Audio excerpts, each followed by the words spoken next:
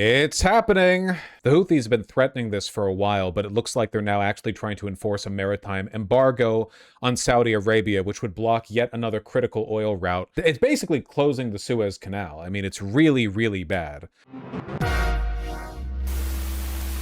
Handles roughly 4 to 9 million barrels of crude oil and petroleum products daily, in addition to the extra load that it's been taking since the Strait of Hormuz has been closed, because Saudi Arabia has been trying to move stuff over across the country to ship it out of the Red Sea. And in addition to that, there's a ton of non-petroleum stuff that goes through the Bab el-Mandeb Strait, unlike the Strait of Hormuz, which is primarily like a petrostate, pipeline. 2 Saudi oil tankers turned towards the Suez Canal already. You mean turned away from? Oh, shit. That happened pretty quick. That's not great. Is global trade ending? In retrospect, it might have been a bad idea to route a significant portion of global trade through 2 narrow waterways that are right next to extremely disputed, highly volatile areas that we keep fucking with. Israel supports this shit till they can colonize the Suez. Oh, I bet they wish, but they're not going to fucking invade Egypt. I mean, maybe eventually. Shutting down the Bab el-Mandeb Strait and the continued closure of the Strait of Hormuz is only going to exacerbate the coming crisis. China has been doing demand destruction for months now and is trying to manage the global crisis, but I have a feeling this might exceed their abilities somewhat. CPC stops accepting Kazakh oil due to attacks on tankers. What? The Caspian Pipeline Consortium has stopped receiving oil from Kazakhstan after suspended loadings on Monday due to attack on oil terminals at the Black Sea terminal.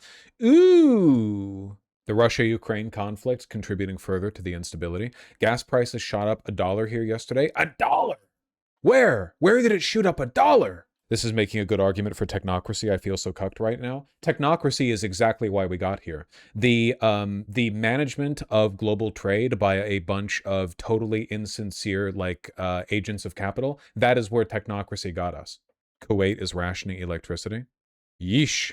China has like 1.3 billion barrels in reserve at minimum. They can't draw down their entire reserve. It's very clear that over the past couple of months, the only reason we've managed to avoid an absolute worst case scenario with regards to the global oil commodities market is because of China.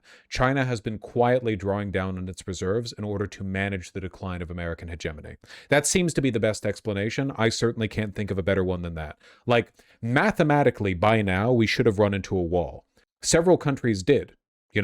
But America hasn't yet. And it seems the reason we haven't is because China has been reducing the amount of oil that it consumes massively. Let me see if I can, hold on. China oil demand destruction. The reason they're doing this, here we go. China's oil imports have plummeted. Do we have a chart here? Look at this. Absolutely enormous reduction in, hold on.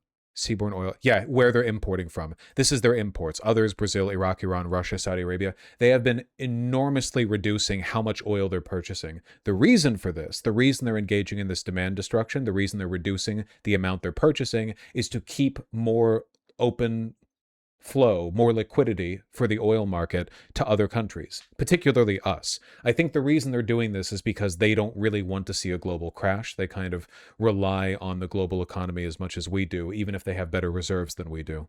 I don't understand the strategy help. I feel like I'm doing a bad job of explaining it, and I apologize for that. Let me try to explain. China relies on the global markets. They would not benefit from a global collapse, so they're trying to manage decline. Right now, our behavior is leading to an enormous reduction in the total availability of oil and petroleum products, which is very, very harmful to everyone on the earth.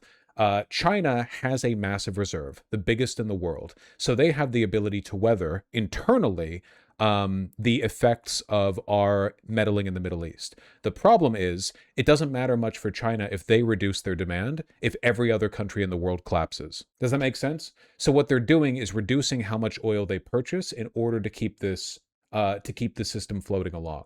I think the reason they're doing this is not because they want to save us. Rather, it's because they want to manage our decline. So they're trying to navigate the situation. They're trying to thread the needle in such a way that things get much worse for the West. The West gets poorer. The West gets more unstable, but it doesn't collapse entirely. They manage their affairs domestically, but they in a relative sense, compared to our weakness, they improve their standing and basically get a free Taiwan because, like, buddy, we could not defend Taiwan right now. It's worth understanding how big of a deal this is, though. If it was not for China's demand destruction, we almost certainly would have hit the wall by now. Like genuinely, their demand destruction is the reason there has not been a global oil collapse. They are burning through an enormous reserve they have, around 1.3 billion barrels. And because they're a more efficiently managed economy than ours, they have the ability to reduce demand. We can't really reduce demand. We don't have the national power necessary to tell, we would have to ration, we would have to allow the oil price to go up, but American treaty rights would never tolerate it. So do you think we're not going to hit the wall anymore? We still might, especially if the Houthis really are successfully barricading off the Bab al-Mandab Strait. Like, if Saudi crude is no longer able to make it through there and the war in Iran continues, so the Strait of Hormuz remains closed, China can't keep doing this forever. They're still burning through their reserves. Major General James Spider Marks. He's the head of geopolitical strategy for Academy Securities. It's good to see you, Spider. Let's talk about this. I mean, the Houthis now threatening the Bab al-Mandab Strait, declaring this blockade on Saudi ships from passing through. If this really does go into effect, if we now have a second major shipping channel that is threatened and thus, there will be disruption to it, what does that mean for the United States if this becomes a new front of this war?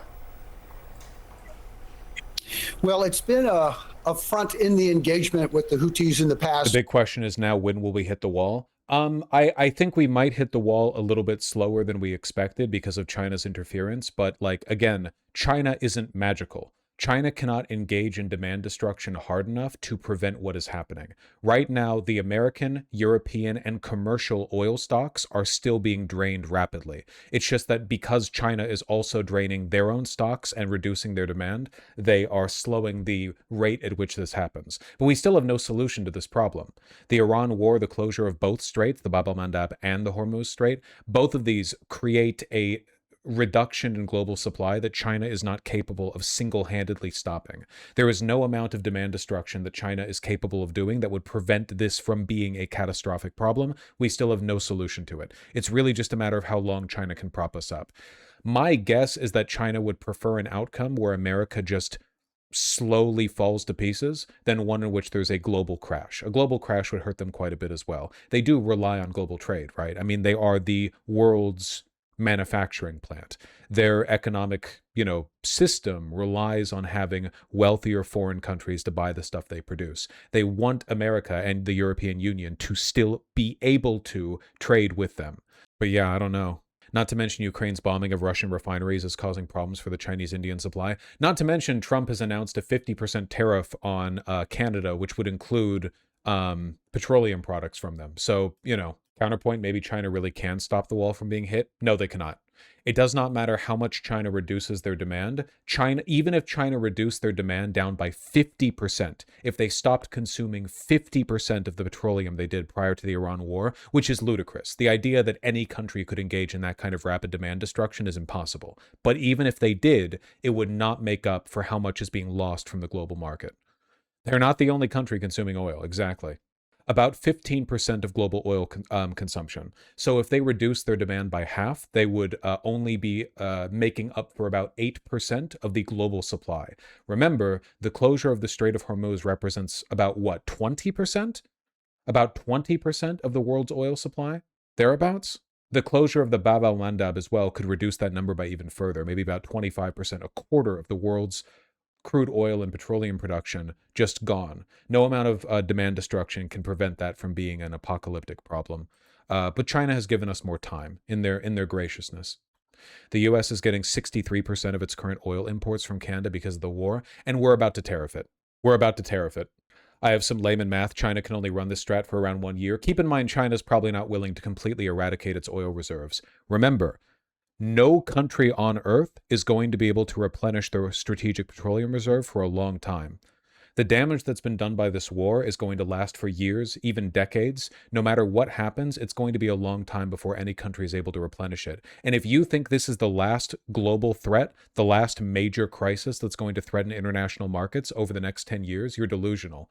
China is not going to be willing to draw down their reserves to zero because they will never replenish it. If it's not this war, it'll be the next one. If it's not the next one, it's going to be climate apocalypse. There will always be crises. The period of stability is done, and it's not coming back.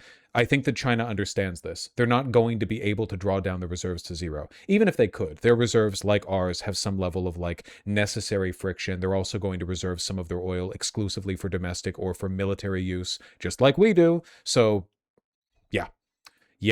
As we realize, also bear in mind the Saudis, over the course of about a decade, tried to eliminate the Trump tariffs don't include oil. Oh, they don't. Okay. But experts are saying Canada's likely to threaten to cut oil exports because of how absurd a 50% tariff in Canada is. It's basically a declaration of war. Yeah, why are we doing the 50% tariff in Canada again? Why are we doing that? Like, what happened? Did Mark Carney say something mean? What? Oh, the smoke. The smoke. That's right. The smoke. Because Canada's smoke is invading us. Gotcha. Houthis without success.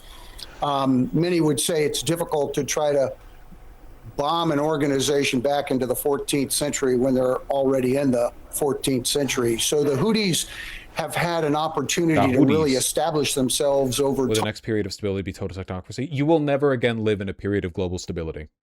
The period of global stability was from the end of the Cold War up until, honestly, I would say up until the invasion of Ukraine. I'm not saying there wasn't war during that time. There was plenty of suffering and war, the Iraq War, the Afghanistan War, but those wars were mostly contained and did not have the effect of like destroying global trade. Not to say they weren't destabilizing, not to say they weren't bad, blah, blah, blah. It feels like there was a brief window of time where every country on, I shouldn't say every country on earth, that's just wrong, where a lot of countries had the ability to take like a breath, to replenish their stocks, to prepare. But I think we're done with that.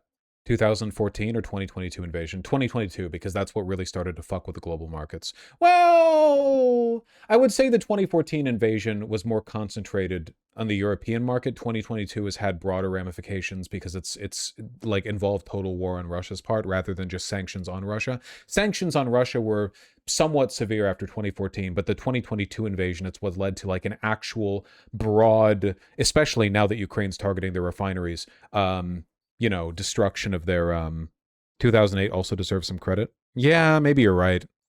I'm not trying to do this like liberal Fukuyama for a time the world was stable, peaceful thing, because it wasn't, but there was definitely like a range of time during which the world's global economy was relatively unmolested, and we are past that point now. If it's not the Iran war or whatever the fuck Israel is doing, it's going to be nonstop climate catastrophes. Do you know what this El Nino is going to do to the global market?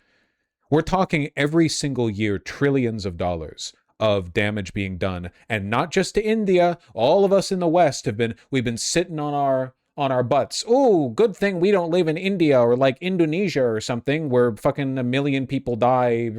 Woo, whatever. Like, it's going to hit all of us. It's going to be enormously disruptive. We will never again know global peace. It's done. It was a globalized neoliberalism was possible only under a very specific set of conditions, and one of those conditions was relatively unmolested sea trade routes. And that is done. It's done. It's not happening again. Not just Canada being tariffed. Preparing to announce 10% tariffs in dozens of countries. Oh, sure, whatever. Why not? They've been quiet, as you know, over the past 4 or 5 months as a result of epic fury, and their ability to stay in touch with Tehran, which is their primary lifeline for support, has been minimized as well. What this tells you is that they've been hunkering down, they have capacity, and they are now going to reach up and turn up the heat, obviously. The U.S.'s reign on the world's superpower was honestly pathetic. Listen, America has been the only real modern superpower. Even the Soviet Union was on the back foot relative to us across most of the Cold War in most fields, certainly economically. We have been the avatar of capitalism. In the post-World War II global era of relative peace, we have been like the envoy of capital acquisition all over the world. We have been like capital made manifest. We're an avatar for a particular ideology. But America basically led the world into this place. And it was an era where something new was possible, something that had never been possible before. For the very, very first time in human history, global trade was not only possible, but universally profitable. I don't mean to say every poor country benefited from the IMF, World Bank reforms we pushed them into, but like global trade was so easy that international barriers basically became immaterial. You could move products to supply any supply line basically to anywhere in the world. It doesn't matter whether you're getting them from this corner of the world or this corner or that corner or this corner. For pennies on the dollar, you can bring them to some manufacturing plant or some distribution facility. Anything in the world can go anywhere. And if you don't even have to be first world to benefit from this. Even third world countries have benefited from this development. But ultimately, it was a paradigm that was dependent on the relative availability of safe sea lanes and cheap fuel. You understand? It was unprecedented in human history. Unprecedented. Never before has this been possible. The technology just wasn't there. But all of a sudden, with modern shipping, with planes, with relatively cheap and accessible transportation of goods and freight, we can now move shit anywhere. But we needed cheap fuel. We needed safe sea lanes. All it takes is the Houthis. All it takes is Iran. Do you know what the invention of drone warfare is going to do to sea lanes? You realize that any marginally powerful insurgent group along a coastline is now capable of holding up trillions of dollars in trade. We're not even talking the Bab el-Mandeb Strait or the Suez Canal or the Strait of Hormuz. We're talking literally any time a reasonably powerful insurgent group along the coast, they just have to be within a few hundred miles of a sea lane, they can now threaten trillions of dollars of trade. Do you know what climate change is going to do to global trade? What do you think is going to happen to the insurance costs associated with running these tankers when it becomes possible for like any fucking... You know how little a fucking Shahid drone costs? Ukraine is building one-way suicide drones that could potentially damage or even sink a tanker for money that you make working at a minimum wage job for a couple weeks. You can literally, for like nothing, you can produce technology capable of disrupting global trade. This is completely unprecedented. Even a decade ago, it wouldn't be possible. You needed missiles or a boat and a crew. And even then, a boat and a crew can be pretty easily stopped by some security on the boat. You needed like to do like a Somali pirate, I'm the captain now thing. You needed to really commit to the bit. But now you need a fucking hacked PS2 controller and a drone and a little like video monitor. The world is getting more insular and scarier by the day. Every day, every year, it's going to be like this now. The era of stability is done. It's over. It's not coming back. Our age of bronze is ending. So basically, we need renewable energy to have any peace again. I don't think those sea lanes are coming back open, buddy. I don't think it's happening. The concern truly is, do they have the capacity to do that? Can the Houthis close the Bab el-Mandeb? Well, they've done it in the past, but it's been opened again because of the efforts of the United States, not with a lot of help from other allied partners. But there's an incentive for the Saudis certainly to be involved because the Saudis, have created a pipeline infrastructure, as you know, from the Gulf over to the Red Sea. This is the oil that's being pumped out. So that attempt to create an alternative. God, look at that. Look at how much look at how fucking tenuous this situation has been this entire time. Some resiliency and redundancy is now going to be threatened pretty significantly. So the U.S. has a presence. The Saudis have a capability. What is going to be done that's going to detract from epic fury if in case, if we are now on the front edge of a new engagement with Iran, will that alter that type of an attack profile? Those are the key issues that need to be. Is this all solely Trump's fault or the larger movements in politics, economics? Unironically, it's liberalism. Liberalism has, in the erosion of its democratic priorities in favor of its capitalistic priorities, has created a situation where the decision-making of our leaders is totally divorced from like long-term real-world ideological goals. We have stopped promoting international liberalism over the course of the Cold War. We were propping up fascist dictatorships. We literally fucking armed the Mujahideen. man. We were destabilizing the world in an effort to win an ideological battle with a country that, let's be real here, the Soviets weren't communist. They weren't even that different from us, really. They were just another way of, they just had another method of stripping power from the proletariat, okay? They were politically and ideologically better than us, but in practice, at the end of the day, you're dealing with the cards here, okay? It all leads down the same fucking road. We've done so much damage to the world, and all of it is because at the end of the day, like, our leaders have had masters to answer to. I'm speaking too generally, I think. I'm speaking too generally. Would this still happen if only Democratic liberals got elected president, no Republicans? We just watched an hour-long interview between Crystal Ball and a 16-time incumbent Democratic liberal and a member of the Progressive Caucus who was defending Israel's existence as an ethno-state and their right to deprive Arabs within Israel of the right to vote. So yeah, I'm going to say yeah. That's because at the end of the day, none of these people are actually ideologically liberal. There are no ideological liberals. It's over. The liberalism has failed to answer to the needs of the people who are supposed to believe in it. Omnisegment? No, omnisegment's about financialization. I guess it's not really that liberalism has failed, I guess. It's more like it's never been tried. At least 8 oil tankers have aborted transit through the Bab al-Mandeb Strait following the Houthi naval blockade against Saudi Arabia. Jesus fuck, 8 oil tankers? 3 tankers loaded with Saudi crude bound for China, 1 for India. They're even going after ones heading for China. Jesus Christ. All it takes is one of these tankers getting blown up to turn the entire fucking Bab al-Mandeb Strait into a fireworks show. I mean, the oil pouring out. The difference is America can glass Houthis, the world won't care. Yeah, the problem is, like, Biden tried, right? Operation Market Garden or Market Guardian or whatever the fuck. Didn't work. We're not really good at fighting insurgencies. Why doesn't our Navy do something about the Houthis? We tried! Operation Olive Garden.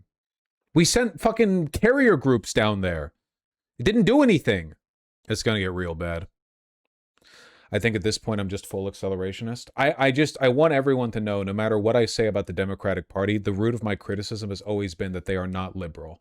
I wish I lived in a world where I could criticize the Democrats for not being socialist, but we're a long ways off from that. It's that they're not liberal. We do not live in a liberal society. Our political system and our economic system are not meaningfully liberal. It's like, that's it. At the end of the day, that's it. If the Democrats were merely liberals, if they just held up to the ideology that they were supposed to be representing, they would be an unimaginable, so much farther ahead, morally, politically, than the Democratic Party we're dealing with right now. It would be a huge upgrade. Unbelievable buff. Conservative versus more conservative. It's not even conservative. Conservatism isn't even the issue here, ultimately. It's just, I'm sorry, I know it's boring, it's capitalism.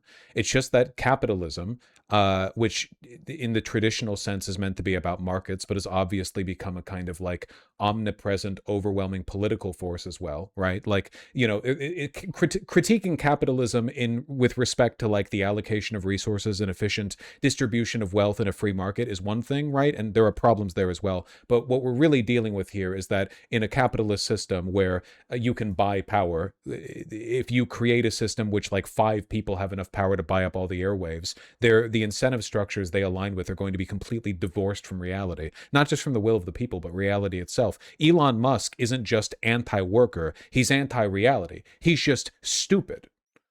Like, it's not like it's not like the oligarchs are cynically manufacturing a set of global conditions that benefit them. They're ending the world we all share. There's no Mars to run to. That was always Cope. It's not just that they're anti-us. They're anti-everything and everyone.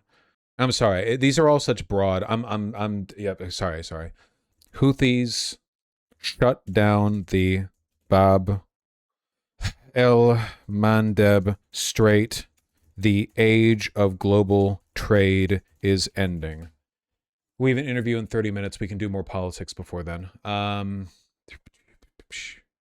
Wealth has always bought power. Yes, but back in the Middle Ages, I'm speaking so generally. Typically, under hereditary monarchies, it doesn't matter how much money a peasant has, they remain a peasant. The world's wealthiest merchant could still be limited by law and even in trade by a hereditary monarchy. There was no amount of money that you could have that would, on its own, allow you to politically overwhelm the influence of the hereditary monarchy. And if you tried too hard, they would just have you killed. Obviously, wealth still bought you a lot of influence back then, but there was a different incentive structure. And it's worth remembering that there was a massive difference between aristocracies that manage the interests of the aristocracies and aristocracies that manage the interests of nobody. You know what I mean? Like, there is a real and definite line between historical governments that have been autocratic but ultimately serve the interests of that autocracy versus governments where the leaders just completely lost their minds and started doing stuff that made no sense for nobody. There is a difference. If you had to live under a monarchy, you would rather live under one where the monarch set into motion a slate of policies that benefited the monarchy and thus society at large downstream of the monarchy's stability than ones that became so insular they stopped responding to the needs of any people. A monarchy is nothing without their subjects. An aristocracy is nothing without the peasantry. A well-managed authoritarian government is objectively better than a poorly managed authoritarian government, in my opinion. So where do we go from here? Well, not to the Bab al-Mandeb Strait, I'll tell you that much, buddy. If you're going somewhere, it's not going to be there. I would stay away from the Suez for a little while before they pop your white ass for trying. I have a cruise scheduled, though. Yes, the classic Northern Line super cruise. Strait of Hormuz destination. At least God is backing us up. An earthquake has struck the city of Kermanshah in western Iran. Great, great, great. Kuwait is rationing its electricity after continued bombing from Iran. Bahrain, Kuwait, Saudi Arabia, everything everywhere. U.S. Air Force KC-135T tanker is squawking emergency code 7700 after operating over the Persian Gulf.